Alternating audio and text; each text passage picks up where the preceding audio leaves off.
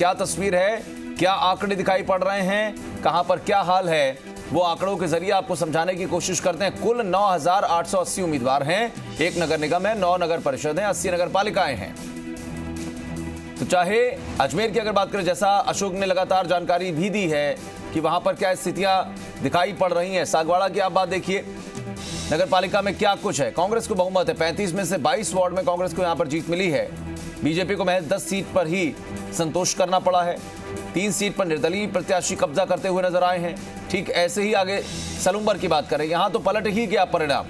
सलूम्बर में कांग्रेस ने बीजेपी से उनकी अपनी सीट छीन ली। सलूम्बर की 25 वार्ड में 15 पर कांग्रेस जीती है।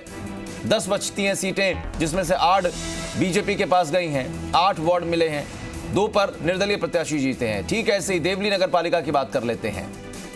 आप देखिए देवली में क्या हाल है। 25 में से 10 पर कांग्रेस को जीत मिली है, 10 पर निर्दलीय प्रत्याशियों का कब्जा हुआ है। यहां पर बीजेपी की स्थिति देखिए कि निर्दलीयों से भी नीचे आ गए। 5 वार्ड में ही सिर्फ जीत मिली है। निर्दलीयों के भरोसे यहां पर बोर्ड बनेगा। ऐसे ही देवली नगर पालिका के अलावा अगर आप देखिए कुशलगढ़ की बात करें तो यहां के भी परिणाम घोषित हो गए हैं। परिणामों में बीजेपी को कुशलगढ़ में स्पष्ट बहुमत मिला है, क्योंकि 20 में से 15 में बीजेपी को जीत मिली है। बचती हैं 5 सीटें, तो यहां 3 में निर्दलीय प्रत्याशियों की जीत हुई है, जबकि मात्र 2 सीटें कांग्रेस प्रत्याशियों को मिली हैं। तो ये कुशलगढ़ नगर पालिका के चुनाव परिणाम का हाल दिखाई पड़ा, जहां पर बीजेपी को बिल्कुल। हमारे साथ बीजेपी नेता वासुदेव देवनानी इस वक्त मौजूद हैं, उनसे बात करते हैं। वासुदेव जी, रिजल्ट्स क्या कहते हैं, प्रतिक्रिया पार्टी की और आपकी क्या है? राजस्थान में जिस प्रकार से निकायों के चुनाव के परिणाम आए हैं, उससे भारतीय जनता पार्टी को अधिकांश स्थानों पे बढ़त मिली है। नगर निगम 1 थी, उसमें कांग्रेस का सफाया हुआ है, केवल 18 सीटों पे उसको समेट दिया है। और बाकी स्थानों पे भी जिस प्रकार के समाचार हैं उत्साहवर्धक हैं। पब्लिक जनता ने कांग्रेस के 2 साल के कुशासन को नकार दिया है, और जिस प्रकार का वो शासन कर रहे थे अशोक जी गहलोत, उस पे जनता ने एक तरह से उसको नकार करके और भारतीय जनता पार्टी के पक्ष में दिया है। वो जो बार बार घोषणा करते थे हमारे साथ जनमत है, तो मैं चुनौती देता हूँ, जनमत है, आइए मध्यावधि चुनाव करा के और सामने आ जाए तो दूध का दूध पानी का पानी हो जाएगा। लेकिन देवनानी साहब देखिए कि जहां पर आपके सांसद हैं, उनकी पत्नी खड़ी हुई चुनाव मैदान में, वार्ड पार्षद का चुनाव हार गई। मतलब सांसद की जो छवि है राजनीतिक रूप से, वो भी कितनी कमजोर हो गई इससे, रिजल्ट से। चुनाव में एक वार्ड से सांसद या विधायक की छवि को नहीं आंकना चाहिए, क्यों वार्ड में कुछ समीकरण होते हैं कई बार, हाँ, वो तो हो सकता है, लेकिन पूरे यदि एरिया के अंदर एक प्रकार का कोई परिणाम आए तो इसके बारे में चर्चा की। लेकिन 90 निकायों के हिसाब से अगर देखें तो अभी भी कहीं ना कहीं कांग्रेस पार्टी बड़ी बनकर उभरी है, समूचे अगर रिजल्ट की बात करते हैं आप। बहुत कम स्थानों में निर्दलीयों को अपना मान कर बता रही है। अभी परिणाम आने शुरू हुआ, कई जगह क्लोजिंग हो रहा है, लेकिन वासुदेव देवनानी जी, मुझे लगता है कि ये सोचने और मंथन करने वाली इसलिए भी बात आप लोगों के लिए भी है, क्योंकि निर्दलीयों की बात करें या जो अन्य राजनीतिक दलों के या अन्य चुनाव चिन्हों पर खड़े हुए लोग हैं, वो भी देखिए उनका भी आंकड़ा बीजेपी से ऊपर निकल गया है या उसके आसपास है। ये क्या कहेंगे? अभी टोटल आने दीजिए तो आपको परिणाम जो है उस बीजेपी के अनुकूल मिलेंगे। बिल्कुल। अब लेकिन एक चीज और भी, ठीक है, कई जगहों पर बोर्ड बनाएंगे, नगर पालिकाओं में आप लोग, नगर परिषद की भी बात कुछ ऐसी ही है। अजमेर की बात है कि यहां से सुखद रिजल्ट आप लोगों को मिल रहे हैं निगम में। लेकिन क्या लगता है कि क्या स्थिति ये ऐसी है जिसका असर आप उपचुनाव में भी छोड़ पाएंगे, क्योंकि वोटर तो यही होते हैं, बस चुनाव बदल जाते हैं।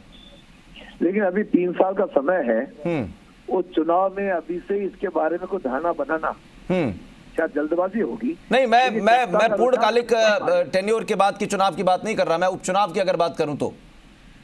हाँ, उपचुनाव में अभी केवल राजसमंद की जानकारी आई है जी, बाकी अभी मैं भी जानकारी ले रहा हूँ, क्यों मैं अजमेर के ज्यादा इन्वॉल्व था। बिल्कुल, अभी सारी जानकारी लेकर के फिर आपको बस चर्चा करते हैं। बिल्कुल। लेकिन क्या लगता है कि तैयारियों को और ज्यादा पुख्ता करना पड़ेगा बीजेपी को? बिल्कुल, जहां भी के हम तो तैयारियों को पूरा पुख्ता करके पूरी ताकत के साथ लड़ेंगे। ये परिणाम तो एक दिशा की ओर इंगित है, लेकिन हमारे तैयारी है और हमारे कार्यकर्ता जी जान से जुट करके चारों जो है अपने विधानसभा के उपचुनाव में भी हम अपनी ताकत दिखाएंगे। कई जगहों पर परिसीमन हुआ, उसका असर भी देखते हैं क्या? निश्चित रूप से कांग्रेस ने पूरे साम दाम दंड भेद का अपने पक्ष में उपयोग किया है।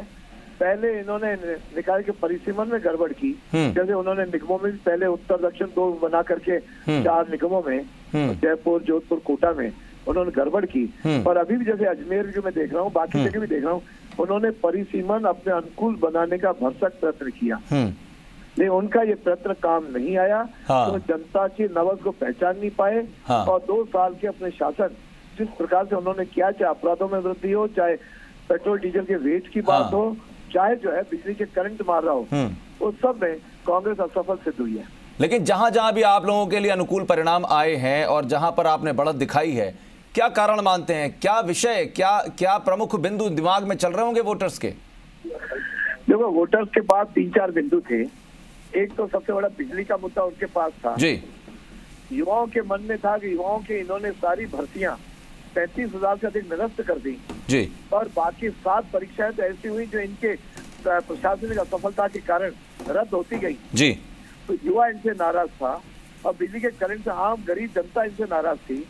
और साथ में इनका संगठन जिसका कोई नेता नहीं, जिला अध्यक्ष नहीं, नियत नहीं थी। और चौथा, जिस प्रकार से राहुल गांधी की छवि है कांग्रेस के आधार पे, एक किसानों पे जिस प्रकार का तिरंगा के झंडे के साथ इन्होंने जाके धार्मिक झंडे लहराने का प्रयत्न किया और कांग्रेस उसका समर्थन कर रही है, तो जिम्मेदार कुछ मतदाताओं ने कांग्रेस को भी माना है। इस आधार से जनता पूरी तरह, और अपराधों में भी किसी प्रकार का कोई नियंत्रण नहीं है, जिस प्रकार की कानून व्यवस्था चरमराई हुई है, तो मुझे लगता है कि जनता ने सारे फैक्टर्स को कंसिडर किया है। और भारतीय जनता पार्टी जो कैडर बेस है, उसके संगठित जो बूथ से लेकर के ऊपर तक जो संगठित संरचना है, वो जीत में इसमें बहुत बड़ा अपना रोल अदा किया है। कई जगहों पर ऐसी भी स्थिति है वासुदेव देवनानी जी, जहां पर निर्दलियों को मिल गया ज्यादा मौका जीतने का, और भारतीय जनता पार्टी इतना बड़ा राजनीतिक दल होने के बाद भी 1 या 2 या 4 सीटों पर महदूद रह गई है। क्या लगता है कि वहां पर टिकट देने में कुछ ठीक नहीं हुआ, या बहुत ज्यादा आप आकलन नहीं कर पाए? परिणाम आ जाए, इसका आकलन करेंगे, तब जाकर के इस स्थिति में क्या हुआ है और कैसे ठीक किया जा सकता है। बिल्कुल, तो हम इसकी चिंता करेंगे। ठीक है, बहुत शुक्रिया वासुदेव देवनानी जी जी राजस्थान से बात करने के लिए। तो फोन लाइन पर वासुदेव देवनानी की आवाज हम सुन पा रहे थे, बहुत सारी बातों पर मुखरता से बोल रहे थे।